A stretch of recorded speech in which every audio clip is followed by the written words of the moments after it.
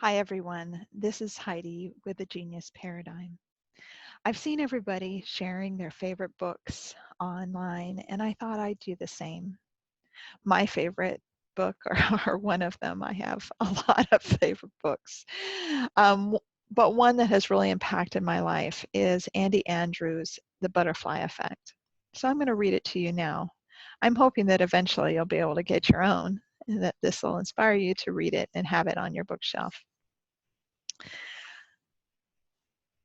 How significant is my life? Do I make a difference? When I move, when I act, when I do something, does the universe notice? Do I really matter?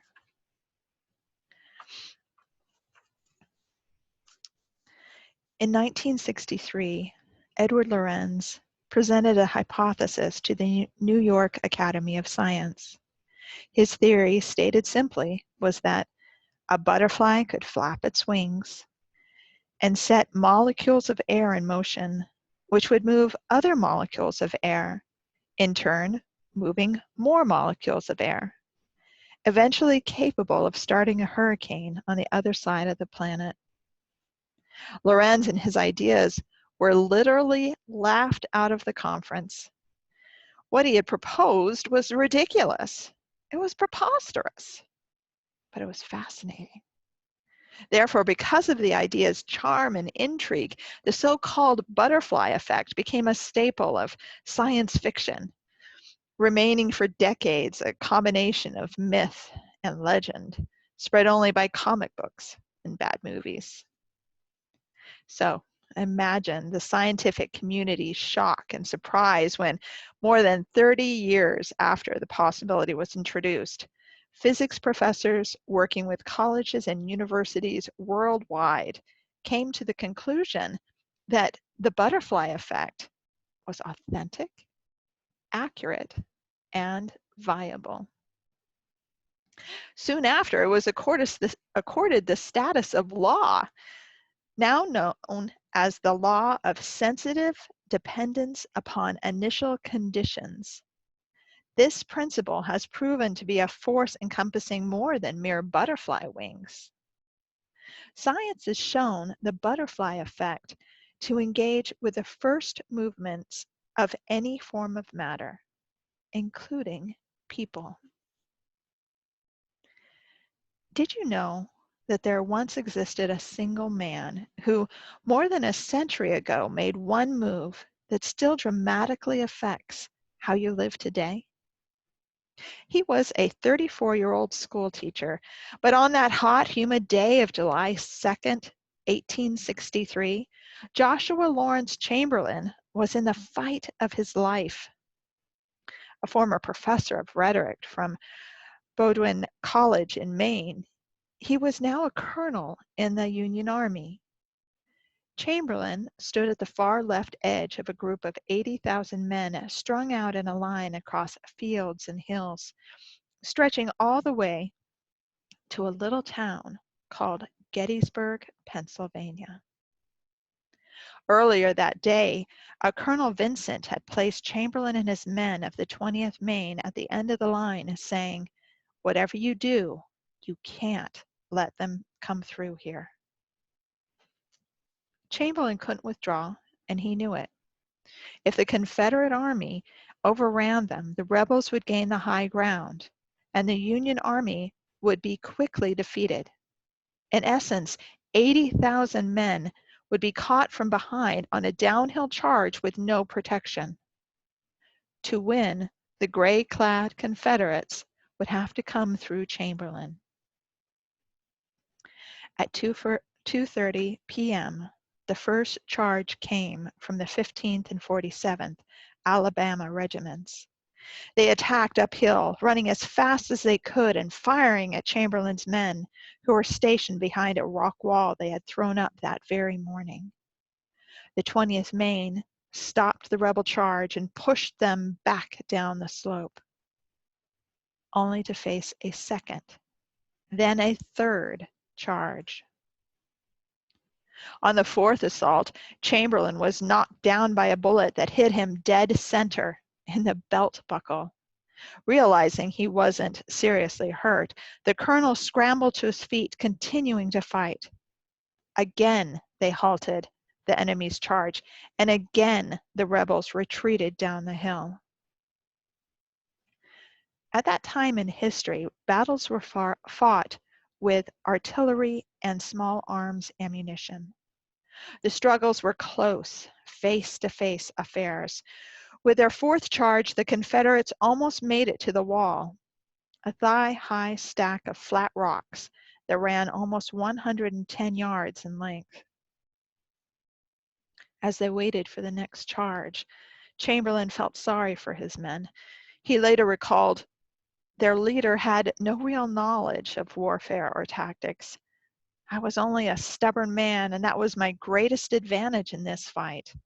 I had deep within me the inability to do nothing.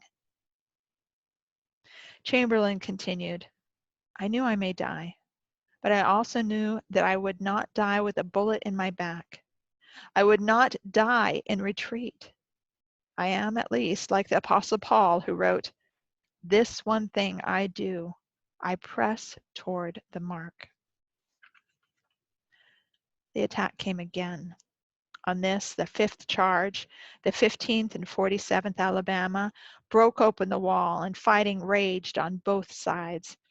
Without time to reload, the men were swinging their rifles at each other and brawling with fists and knives. Somehow, the 20th Maine pushed the rebels downhill another time. After that fifth broken charge, Chamberlain's younger brother Tom appeared with Sergeant Tozier, an old, hard-nosed soldier. Tozier had a thick wad of torn shirt stuck into a hole in his shoulder where he had been wounded. No help from the 83rd, the sergeant said. They're shot to ribbons, and all they can do is extend the line a bit. We're getting murdered on our flank. Can we extend? Chamberlain asked. There's nothing to extend, Tom answered. More than half our men are down. It was true. Chamberlain's command had started in Bangor, Maine 6 months earlier with 1,000 men. They'd started that morning with 300. Now they were down to 80. How are we for ammunition? The colonel asked. We've been shooting a lot, was his brother's answer. I know we've been shooting a lot, Chamberlain snapped. I want to know how we're holding out. How much ammunition do we have left? As Tom ran to check, a 12-year-old lookout had climbed the tree. He yelled, They're forming up again, Colonel. Chamberlain looked up to see the boy pointing down the hill. They're forming up right now, and they've been reinforced. Sir, there's a lot more of them this time. At that moment, a messenger stumbled into their midst. Out of breath, he said, Sir, Colonel Chamberlain, sir. Colonel Vincent is dead. Are you sure, soldier? Yes, sir, he gasped. He was shot right at the first of the fight. They were firmed up by Weed's brigade, but now Weed's is dead. They moved Hazlitt's battery up top. Hazlitt's dead too. Chamberlain's brother came running back. Joshua, he said, we're out. 1-2 rounds per men at the most. Some of the men don't have any at all. Chamberlain turned to a thin man standing on his right. It was First Sergeant Ellis Spear. Spear, he ordered, tell the boys to take the ammunition from the wounded and the dead. We did that last time, sir, Spears replied. Maybe we should think about pulling out. Chamberlain responded grimly. We will not be pulling out, Sergeant. Carry out my orders, please.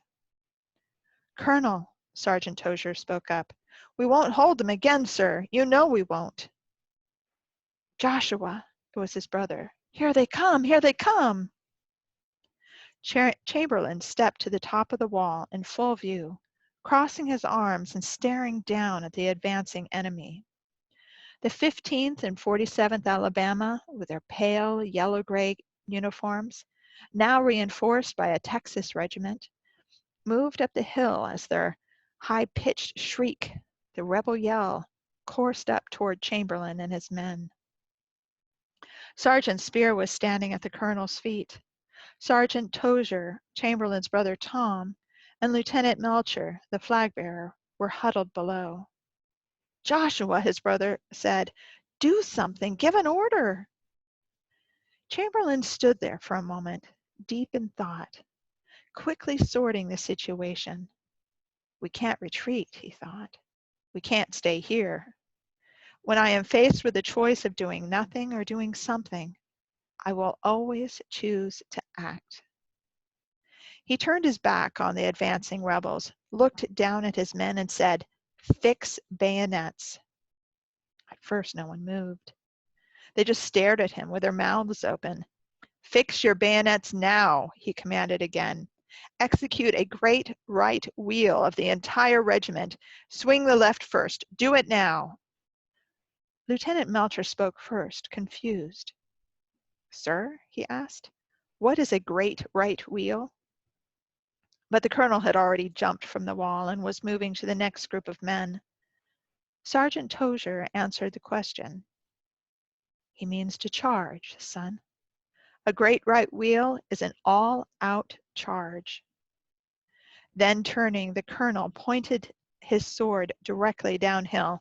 Facing overwhelming odds, Chamberlain slashed his blade through the air, and with a power born of courage and fear, the school teacher from Maine roared, "Charge! Charge! Charge!" to his men.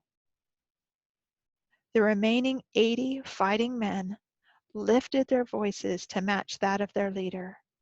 "Charge! Charge!" they cried, tumbling over the wall into a history about which most people in our country have never heard.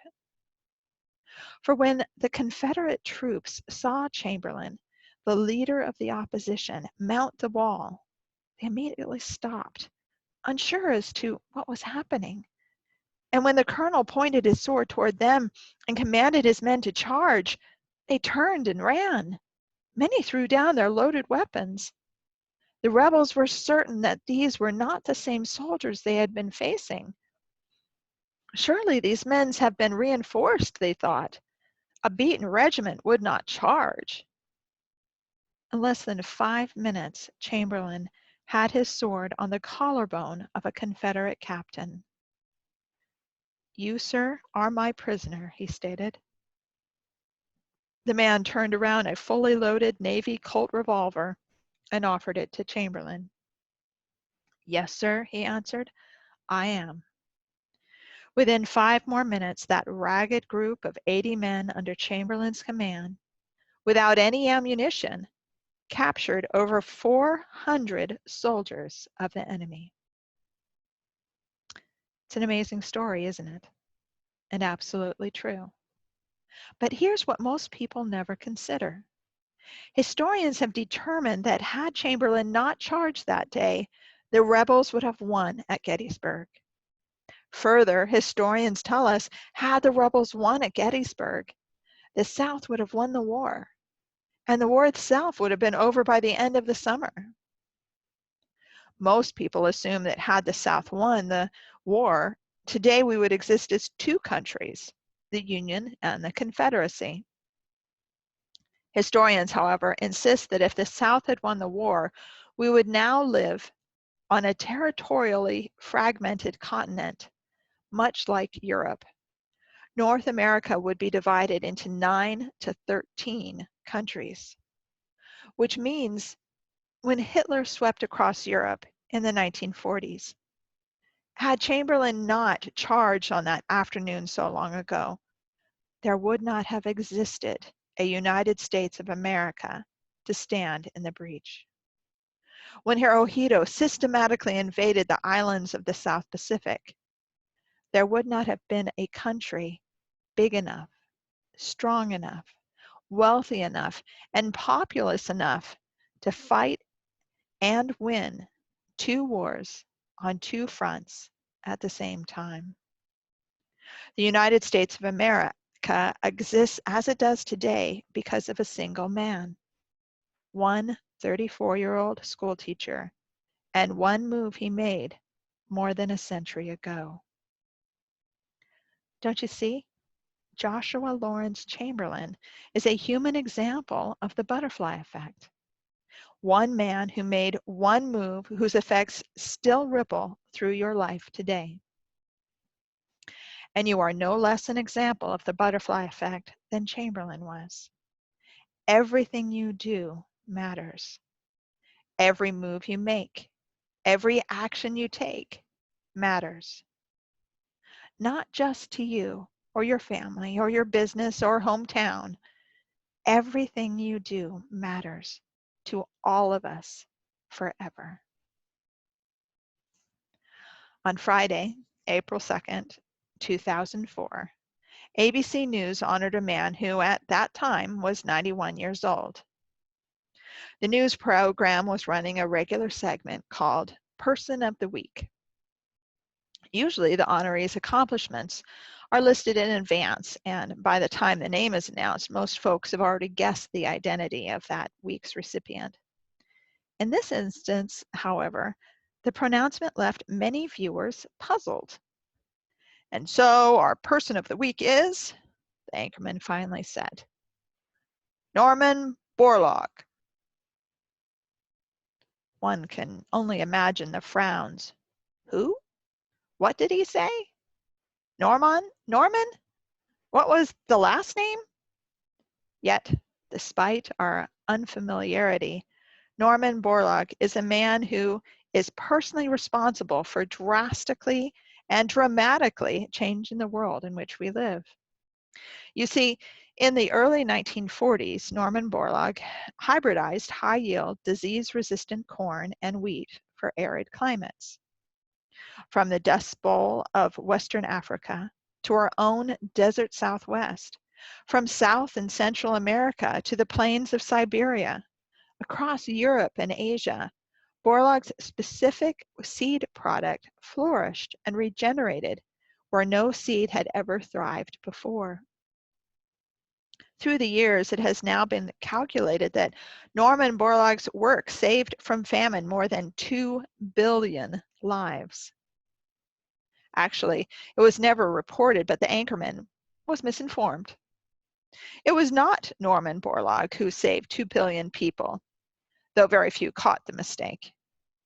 It was a man named Henry Wallace. Henry Wallace was the Vice President of the United States under Franklin Roosevelt. Wait a minute, you might exclaim. I thought Harry Truman was the Vice President under Roosevelt. Well, that's very true. But remember, Roosevelt served 4 terms. He had 3 different vice presidents, and the second man to serve as Roosevelt's vice president from 1941 to 1945 was Henry Wallace. Wallace was the former Secretary of Agriculture, who, after his 1 term as vice president, was dumped from the ticket in favor of Truman. While Wallace was vice president, however, he used the power of that office to create a station in Mexico whose sole purpose was to hybridize corn and wheat for arid climates. And he hired a young man named Norman Borlaug to run it. So Norman Borlaug won the Nobel Prize, and Norman Borlaug was awarded the Presidential Medal of Freedom. But considering the connection, it was really Henry Wallace that saved the 2 billion people. Or was it George Washington Carver? You remember Carver, don't you? The peanut? But here is something that very few people know. When Carver was 19 years old and a student at Iowa State University, he had a dairy science professor who, on Saturday and Sunday afternoons, would allow his 6-year-old boy to go out on botanical expeditions with the brilliant student. It was George Washington Carver who took that boy and instilled in him a love for plants and a vision for what they could do for humanity. It was George Washington Carver who pointed 6-year-old Henry Wallace's life in a specific direction long before he ever became Vice President of the United States. It's amazing to contemplate, isn't it? George Washington Carver flapping his butterfly wings with a peanut, There are currently 266 things he developed from the peanut that we still use today. He flapped his wings with a sweet potato. There are 88 things Carver originated from the sweet potato that we still use today. And while no one was even looking, George Washington Carver flapped his wings a couple of times with a 6-year-old boy and just happened to save the lives of more than 2 billion people and counting. So maybe it should have been George Washington Carver, Person of the Week. Or the farmer from Diamond, Missouri. His name was Moses, and he lived in a slave state, but he didn't believe in slavery. This made him a target for psychopaths like the Quantrill's raiders, who terrorized the area by destroying property and by burning and killing. And sure enough, one cold January night, Quantrill's raiders rode through Moses's farm. The outlaws burned the barn, shot several people, and dragged off a woman named Mary Washington, who refused to let go of her infant son, George. Now, Mary Washington was a friend of Moses's wife, Susan. Though distraught, Susan promptly set to work, writing messages and contacting nearby farms. She got word through neighbors and towns, and 2 days later managed to secure a meeting for Moses with the bandits. Susan looked on anxiously as her husband rode off on a black horse. His destination was a crossroad in Kansas, several hours to the north. There, at the appointed time, in the middle of the night, Moses met up with 4 of Quantrill's raiders. They were on horseback, carrying torches, and had flour sacks tied over their heads with holes cut out for their eyes. There, the farmer traded the only horse they had left on their farm for what the outlaws threw him in a dirty burlap bag. As the bandits thundered off on their horses, Moses fell to his knees, and there, alone on that dark winter night, the farmer pulled from the bag a cold, naked, almost dead baby boy. Quickly, he jerked open his coat and his shirt and placed the child next to his skin, covering him then with his own clothes and relying on the warmth from his own body. The man turned and walked that baby home. Moses walked through the night and into the next morning to get the child to Susan. There, they committed to that tiny human being and to each other that they would care for him. They promised the boy an education to honor his mother, Mary, who they knew was already dead. That night, they gave the baby their own name, and that is how Moses and Susan Carver came to raise the little baby, George Washington. So, when you think about it, maybe it was the farmer from Diamond, Missouri, who saved the 2 billion people. Or was it his wife who was responsible? Certainly it was Susan who organized the effort, and it was she who demanded immediate action. Unless, is there an ending to this story? Exactly who was it that saved the 2 billion lives? Is there a specific person to whom we could point? How far back would we have to go? How many lives would we need to examine in order to determine who it really was whose action saved 2 billion people, a number that continues to increase every minute? And how far forward would we need to go in your life to show the difference you make? There are generations yet unborn whose very lives will be shifted and shaped by the moves you make and the actions you take today and tomorrow and the next day and the next. Every single thing you do matters. You have been created as one of a kind. On the planet Earth, there has never been one like you, and there never will be again.